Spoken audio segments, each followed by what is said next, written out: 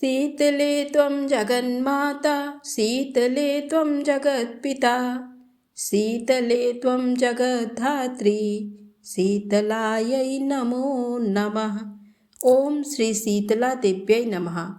आप सभी का हमारे YouTube चैनल पर हार्दिक स्वागत है। आज शीतला सप्तमी के दिन आइए सुने शीतला माता की दो पौराणिक कथाएं। शीतला माता एक प्रसिद्ध हिंदू देवी हैं। इनका प्राचीन काल से ही बहुत अधिक महत्व रहा है। इनकी 7 बहनें हैं: शीतला, दुर्गा, काली, चंडी, पलमती, बड़ी माता और भानमती। स्कंद पुराण में शीतला देवी की सबसे बड़ी बहन देवी परमेश्वरी हैं, जिन्हें बड़ी माता भी कहा जाता है। शीतला माता का वाहन गर्दभ बताया गया है। ये हाथों में कलश, सूप, मार्जन यानी झाड़ू तथा नीम के पत्ते धारण करती हैं। इन्हें चेचक आदि कई रोगों की देवी बताया गया है। इन बातों का प्रतीकात्मक महत्व होता है। एक मूल्यांकन ग्रंथ के अनुसार देवी शीतला की पूजा कुम्हार जाति का पुजारी ही कर सकता है। वह इनके चेचक का रोगी व्यग्रता में वस्त्र उतार देता है। सूप से रोगी को हवा की जाती है। झाड़ू से चेचक के फोड़े फट जाते हैं। नीम के पत्ते फोड़ों को सड़ने नहीं देते। रोगी को ठंडा जल प्रिय होता है, अतः कलश का महत्व है। गर्दभ की लीद के लेपन से चेचक के दाग मिट जाते हैं। शीतला मंदिरों में प्रायः माता शीतला को गर्दभ पर ही आसीन दिखाया गया है। शीतला माता के संग ज्वरासुर, ज्वर का दैत्य, हैजे की देवी, 64 रोग, घेंट उकर्ण, त्वचा रोग के देवता एवं रक्तवती, रक्त संक्रमण की देवी होते हैं। इनके कलश में दाल के दानों के रूप में विषाणु या शीतल स्वास्थ्यवर्धक एवं रोगाणुनाशक जल होता है। कुछ लोग शताक्षी देवी को भी शीतला देवी कहकर संबोधित करते हैं। शीतला माता को छोटी माता कहते हैं तथा छोटी चेचक का उपचार हेतु पूजा करते हैं।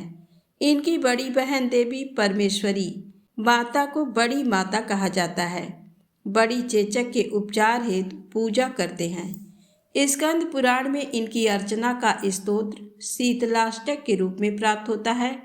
ऐसा माना जाता है कि इस स्तोत्र की रचना भगवान शंकर ने लोकहित में की थी। शीतलाष्टक शीतला देवी की महिमा गान करता है, साथ ही उनकी उपासना के लिए भक्तों को प्रेरित भी करता है। शास्त्रों में भगवती शीतला की वंदना के लिए ये मंत्र बताया गया है: वंदे हम शीतलाम देवीं रासभस्ताम दिगंबराम मार्जनी कलशोपेताम शूर्पालंकृत मस्तकाम। अर्थात गर्दभ पर विराजमान दिगंबरा, हाथ में झाड़ू तथा कलश धारण करने वाली, सूप से अलंकृत मस्तक वाली भगवती शीतला की मैं वंदना करता हूँ।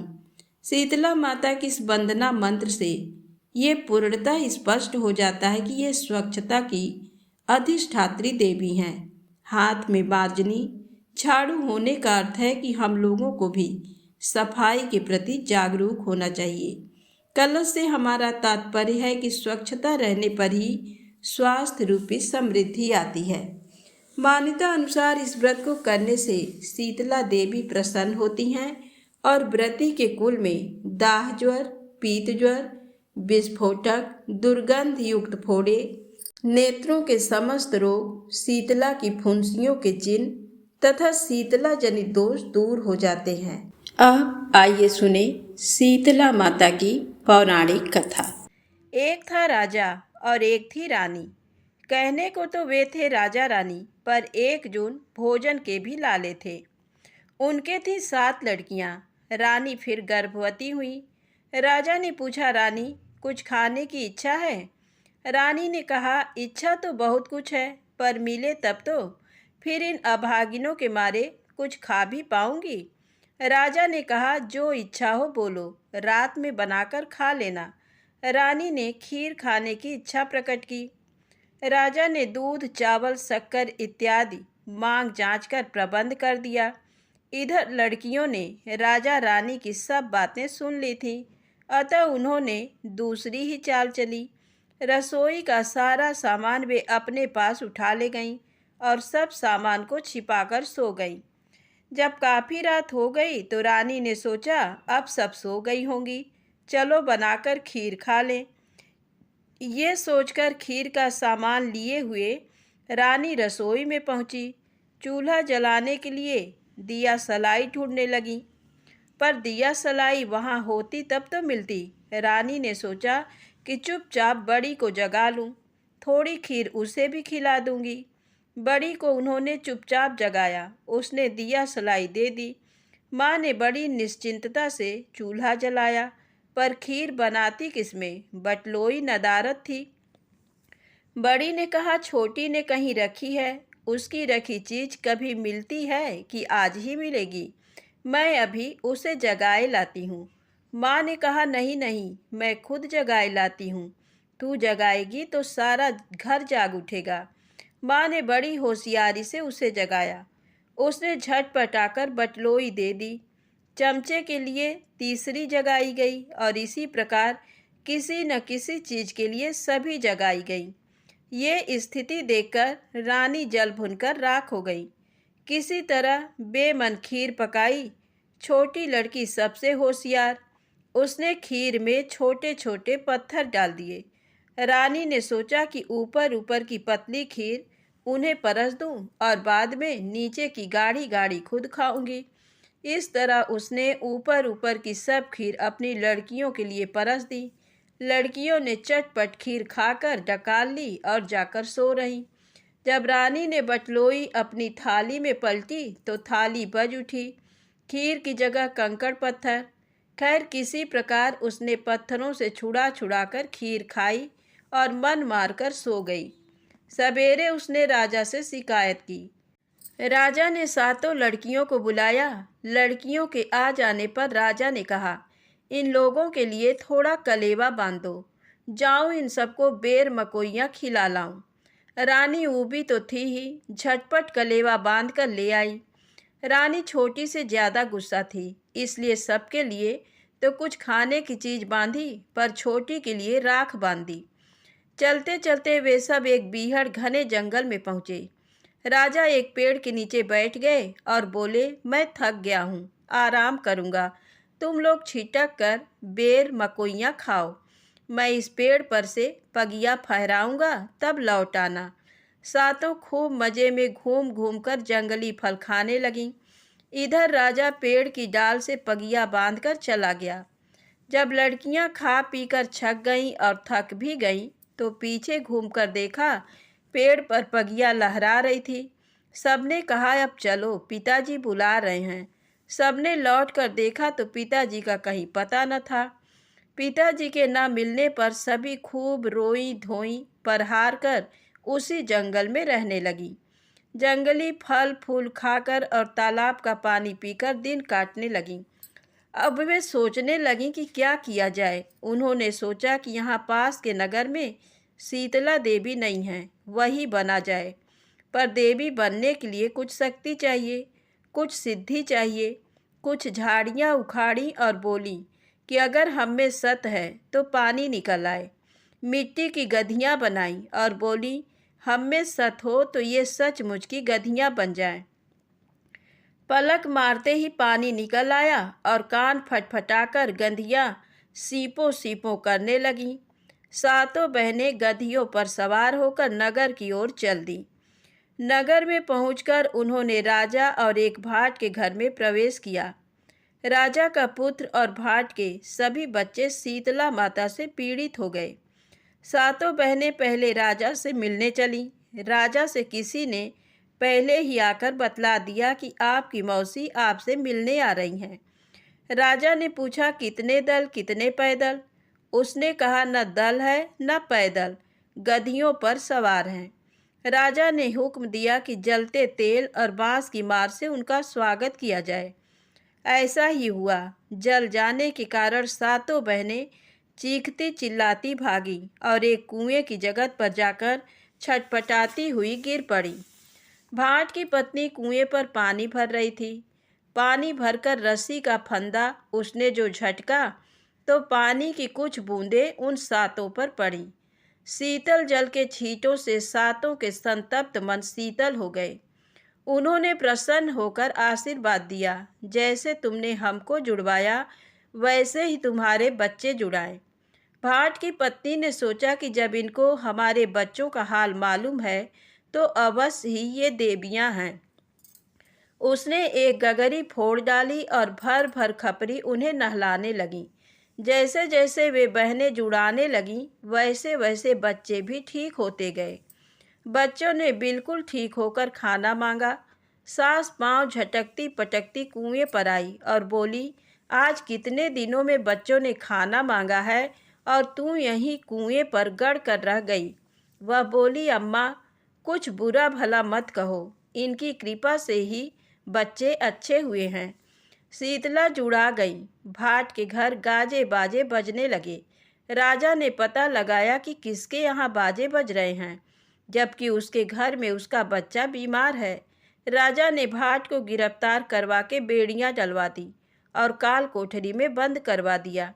शीतला ने उसकी बेड़ियां काट दी और उसको मुक्त कर दिया। राजा ने फिर पकड़ मंगवाया और फिर बेड़ियां डाल दी।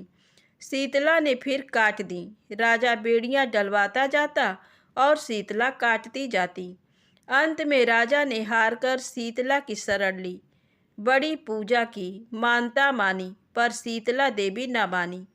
उन्होंने कहा, अगर तुम्हारी स्त्री मेरी मंडपी बनाए और तुम कलेवा दो तो एक काना खुथरा लड़का मिल सकता है, नहीं तो वह भी नहीं। राजा रानी ने विवश होकर वैसा ही किया। उनका बच्चा अच्छा हो गया, पर देवी के कोप से वह काना खुथरा हो गया। तो प्रेम से बोले, शीतला माता की जय हो। आइए सुने शीतला माता की दूसरी कहानी। एक कुंवारी कन्या रोज घर की देहरी के नीचे लीपती और शीतला माता से प्रार्थना करती, मैया मुझको सुख से रखना। उसकी भक्ति देखकर शीतला माता के मन में बड़ी गाढ़ पड़ी। सोचने लगी कि उसको कैसे सुखी रखा जाए। न इसके बाप, न माँ, न कोई भाई भतीजा, अभी इसका विवाह भी नहीं हुआ कि लड़का देकर इसे खुश कर दें। वहीं पास के जंगल में एक दिन एक राजा शिकार खेलने आए। शीतला माता ने सारे जंगल का पानी सोख लिया। राजा को बड़ी प्यास लगी, पर कुएं तालाब तो सब सूखे पड़े थे। राजा ने एक और चील कौओं को उड़ते हुए देखा तो अपने सिपाहियों को भेजा, वहाँ जरूर पानी होगा। राजा के सिपाही वहाँ पहुँचे। वहाँ एक 12 वर्ष की कन्या लहर लहर झूल रही थी और महर महर गा रही थी। पास में एक दोनिया में सत्तू और तुतुइया में पानी रखा था। सिपाहियों ने पास जाकर पूछा, बेटी यहाँ कहीं पानी नहीं है, राजा को बड़ी प्यास लगी है। लड़की ने कहा, यहाँ कहीं पानी नहीं है, तुम मेरी तुतुइया लेते जाओ और सत्तू लेते जाओ, इसी से तुम्हारा राजा नहा लेंगे, पानी पी लेंगे। हाथी घोड़े फौज फाटा सब नहा धो लेंगे और पानी पी लेंगे और इस सत्तू से सबका पेट भर जाएगा। सिपाहियों ने कहा कि हम राजा के हुक्म बिना नहीं ले सकते। सिपाही राजा से पूछने के लिए वापस आए। वे राजा से बोले, वहाँ ताल तलैया नदी सरोवर कुछ भी नहीं है। वहाँ तो केवल एक 12 वर्ष की कन्या लहर लहर झूल रही है और महर महर गा रही है। पास में एक दोनिया में सत्तू और एक तुतुइया में पानी रखा है। वह कहती है कि ये तुतुइया भर पानी और दोनिया भर सत्तू ले जाओ, इसमें तुम्हारे राजा की सारी फौज नहा धो खा पी लेगी। आज्ञा हो तो ले आएं। राजा ने कहा, ये भी कोई पूछने की बात है, यहाँ तो प्यास के मारे जान निकली जा रही है। तुतुइया भर पानी में और नहीं तो मेरा गला तो सिंच ही जाएगा।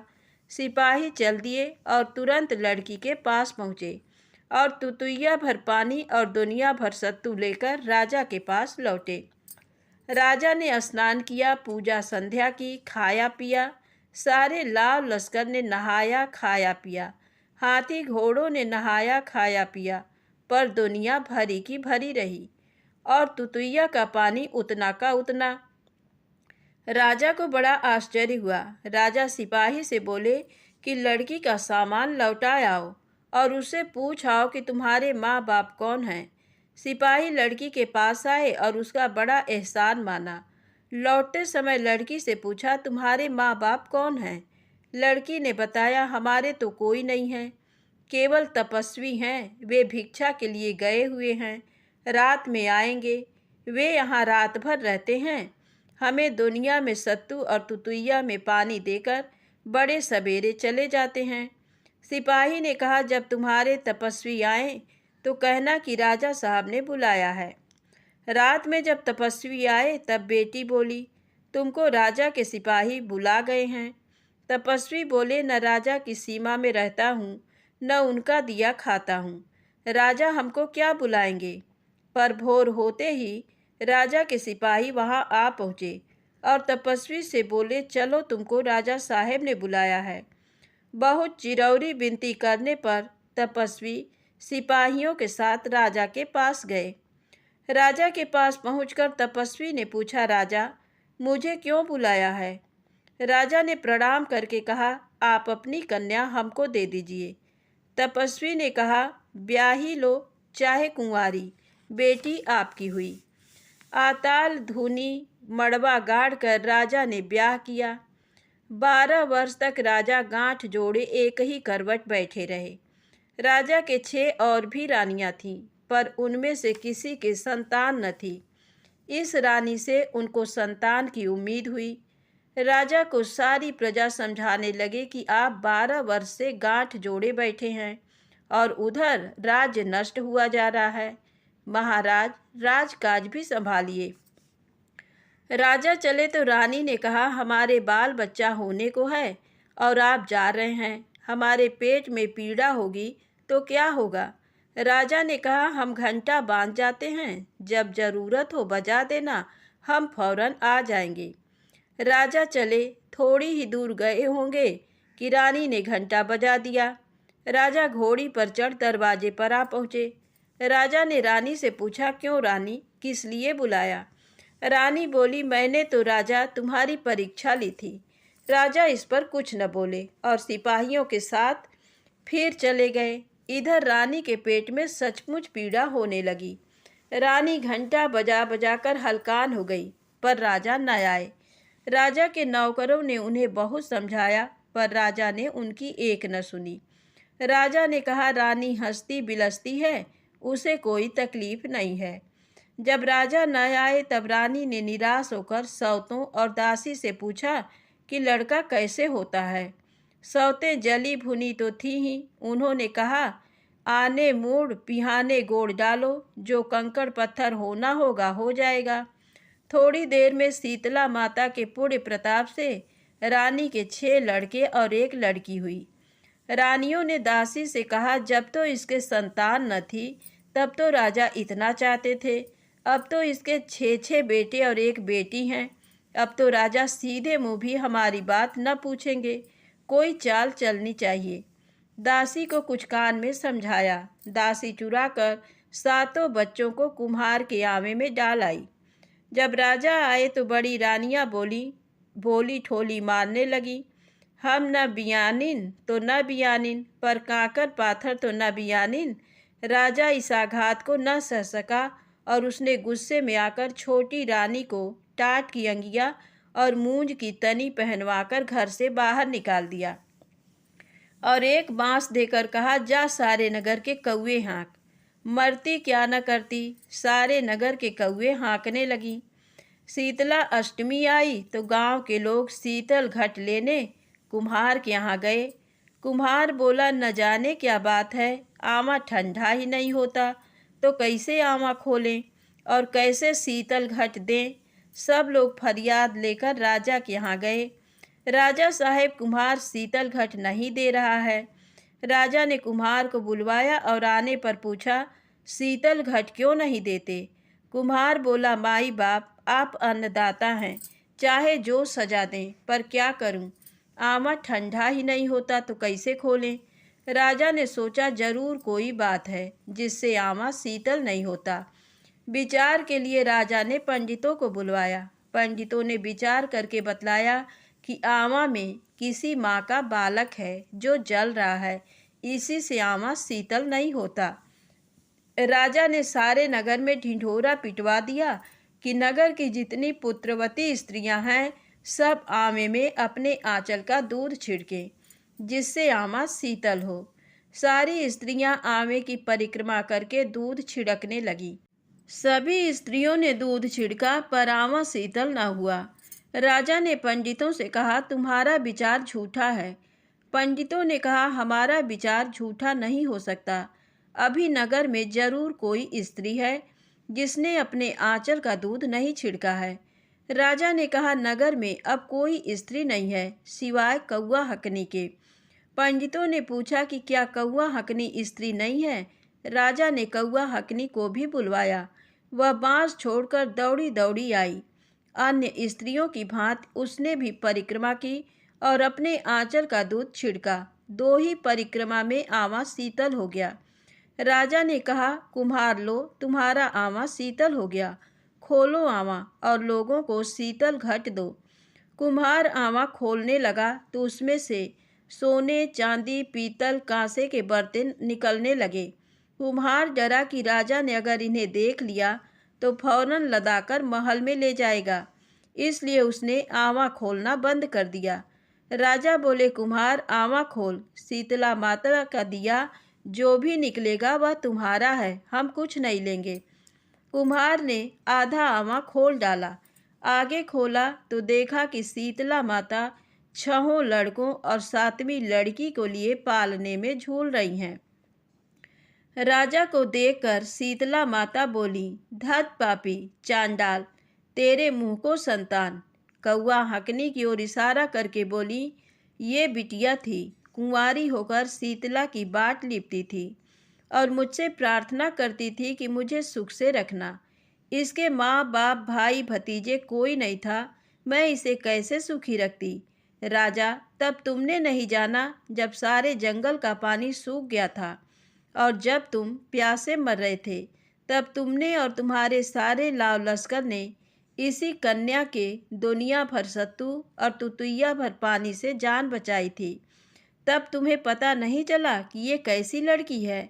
राजा शीतला माता के पैरों पर गिर पड़े और बोले, मनुष्य अंधी खोपड़ी, हम कुछ नहीं जानते, जो जाने सो आप। माता, हमें क्षमा करो। शीतला माता को दया आ गई। राजा से बोली, तुम्हारा कोई कसूर नहीं है, कसूर तो तुम्हारी 6 रानियों का है और उस दासी का है जिन्होंने मिलकर ये दुष्ट काम किया। जब तुम उनको खोद के गड़वा दोगे तो अपनी संतान को पाओगे। राजा ने 6 रानियों और दासी को खोद के गड़वा दिया और अपनी संतान और रानी को लेकर सुखपूर्वक रहने लगे। शीतला माता की कृपा से कौआ हकनी फिर माँ हुई, राजा बाप हुए, सभी सुख से रहने लगे।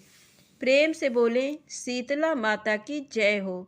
दोस्तों, यदि कहानी अच्छी लगी हो तो कमेंट में शीतला माता की जय अवश्य लिखें, लाइक करें, सब्सक्राइब करें, ज़्यादा से ज़्यादा शेयर करें।